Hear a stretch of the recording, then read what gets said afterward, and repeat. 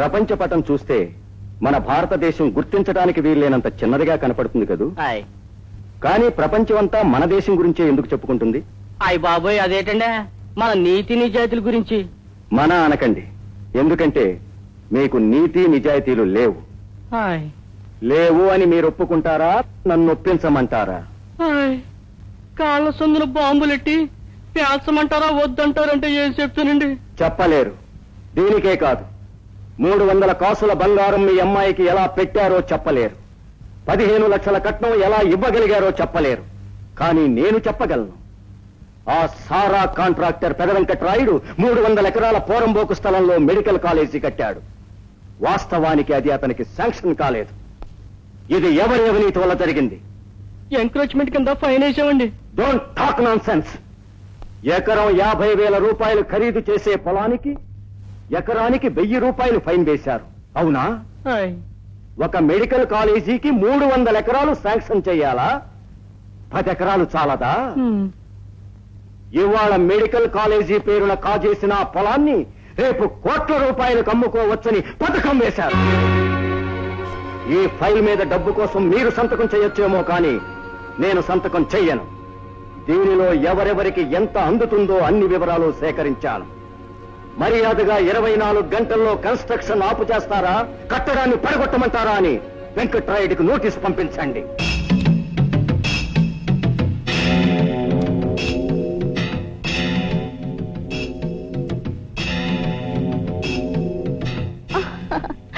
Sweet ఇవ్వనా, hot ఇవ్వనా? పుష్ప, ఇవన్నీ పడగదికే పరిమితమైనవి. పబ్లిక్ తెలీదా మన సంబంధం? Ready ready ready. Thank you. ఇదిగో శంకర్రావు, ఆ కెమెరాకి పని చెప్పడం మానేవయ్యా. ఎక్కడ అన్యాయం జరిగితే అక్కడ నా కెమెరా క్లిక్ అనాలి. ఇక్కడ అన్యాయం ఏం జరిగిందయ్యా? జిల్లా పరిషత్ చైర్మన్ గారు ఓ పెళ్లి కాని ఆడపిల్లతో పట్టపగలు పబ్లిక్ గా సరసాలాడటం అన్యాయం కదండి. అవునయ్యో, కొంప ముంచేవాడివి. ఏది ఆ నేటివ్ లైవ్? ఓ 1000 కొడితే ఇస్తా. థ్యాంక్స్. అవసరమైతే మళ్ళీ వస్తా. ఆయన అలా బెదిరిస్తుంటే నవ్వుతూ ఊరుకుంటారేమిటండి? పిచ్చిదాను, వాడెవడనుకున్నావే? నా అదృష్ట దేవత. నన్ను కుబేరుని చేసి వాడు కుచేలుడయ్యాడు. నేనేమిస్తున్నానే వాడికి? గుప్పెడు అటుకులే కదా. శబాష్ రా కొడుకు, ప్రయోజకుడు అయిపోయావు. ఎందుకు నాన్న ఆయన అలా ముష్టెత్తుకుంటావు? ధైర్యంగా నీకు రావాల్సిన చోట నువ్వు అడగొచ్చుగా. గట్టిగా అరవకు. ఎవడాడు? చైర్మన్ గారండి, చైర్మన్ గారండి. ఏమిటయ్యా అమ్మారు? కలెక్టర్ గారు మెడికల్ కాలేజీ పడగొట్టడానికి మనుషులు పంపిస్తున్నారండి. నా మెడికల్ కాలేజీ పడగొట్టే దమ్ము ఈ ఊళ్ళో ఏ కూలోడుకుందయ్యా? అందరూ భయపడుతున్నారండి. కానీ అపోజిషన్ సారా కాంట్రాక్టర్ సాంబయ్య లేడండి. ఆడు తన రౌడీలో కూలోడిగా పంపిస్తున్నాడండి. కలెక్టర్ గారి దగ్గరుండి నన్ను పడగొట్టించమన్నాడండి. కాపాడగండి బాబు. ఏమనుకున్నాడయ్యా కలెక్టర్ ఈ వెంకట్రాయుడు అంటే?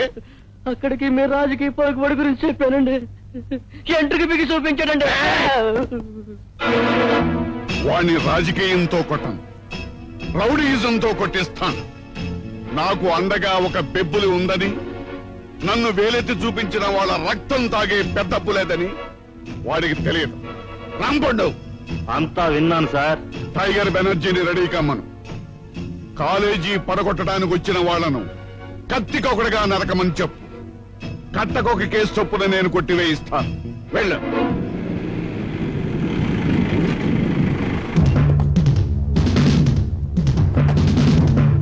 కమాన్.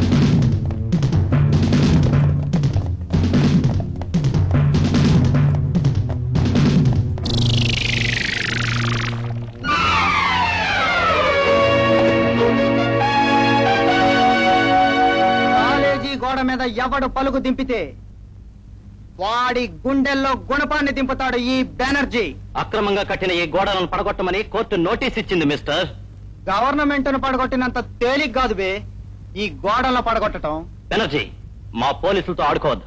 మా దగ్గర ఆర్డర్ కాగితాలున్నాయి. ఆడించేస్తాను. మీటర్ మీద ఉన్నావా? ఎక్కువ మాట్లాడుతున్నావు. Non sense. మా డ్యూటీ మేము చేయాలి. తప్పుకుంటావా లేదా? తప్పుకోను.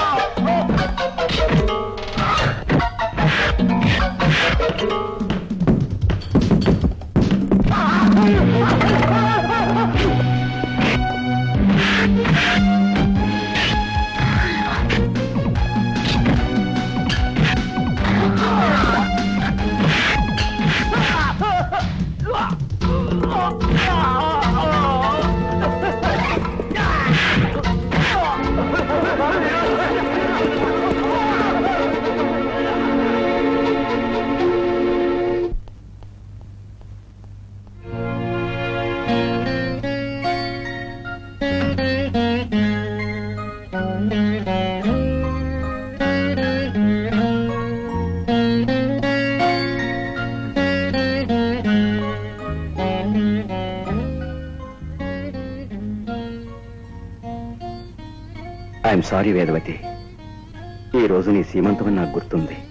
కానీ ఆ చైర్మన్ వెంకట్రాయుడు అన్యాయంగా ప్రభుత్వం తాలూకు 300 ఎకరాలు ఆక్రమించుకున్నాడు.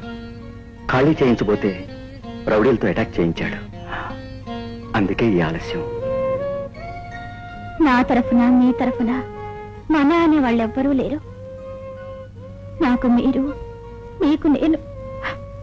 అందుకే సీమంతం చేసుకున్న మీ ఇల్లాలి రూపం ఎలా ఉంటుందో మీరు చూసుకోవాలని అలాగే కదలకుండా కూర్చున్నాను.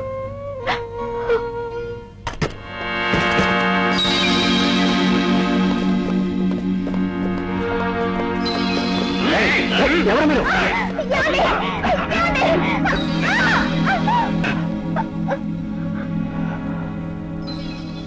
What's this? నాకు కత్తులతో తప్ప నోటితో మాట్లాడటం చేత కాదు. మర్యాదగా వెంకట్రాయుడు గారి దగ్గరకు పద, లేకపోతే సీమంతం బిడ్డ చితికిపోదు. ఆవిడేం చేయొద్దు. ఓకే, నేను వస్తాను.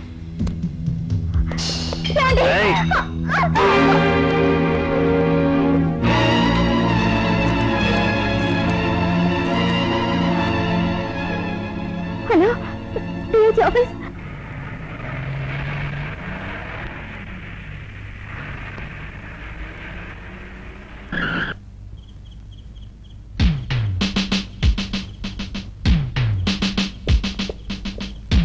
రే రాంపండు, ఈయన గారి పెళ్ళాం పోలీసులకు రిపోర్ట్ ఇచ్చినట్టుందిరా. కారు వెనక్కి పోనిమంటావా? అక్కర్లేదు, పోలీసుల్ని నేను అడ్డదారి పట్టిస్తాను. రహదారి మీదుగా గురువు గారి దగ్గరికి ఈ కలెక్టర్ని దర్జాగా తీసుకెళ్ళండి.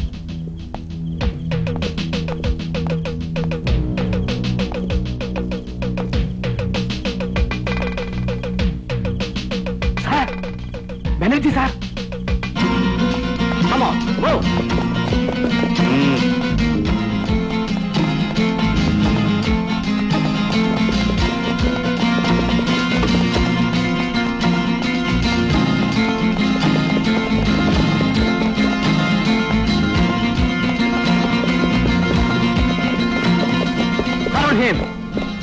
నాకు ఎంఆర్ఓకి మధ్య జరిగిన అవినీతి ఒప్పందాన్ని నువ్వు రద్దు చేయకూడదు.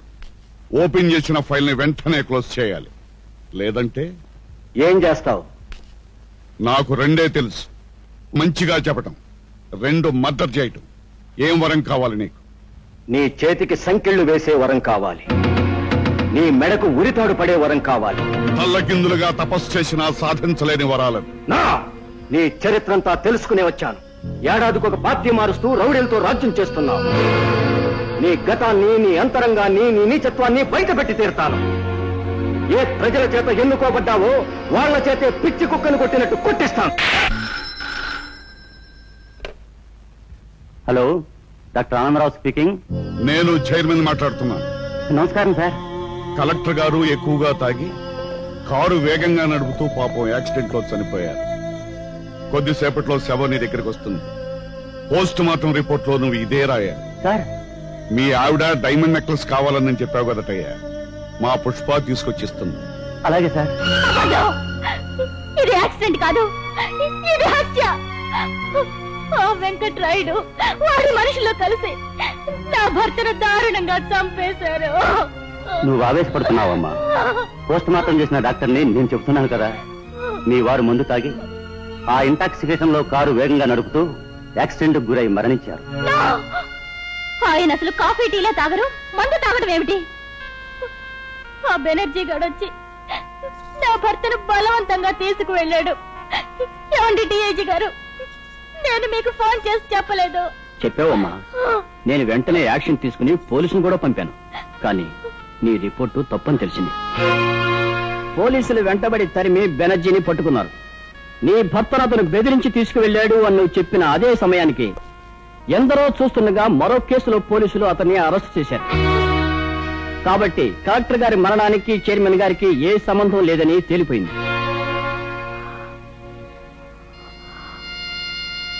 అర్థమైంది. మీరంతా కలిసే ఈ నాటకం ఆడుతున్నారని అర్థమైంది.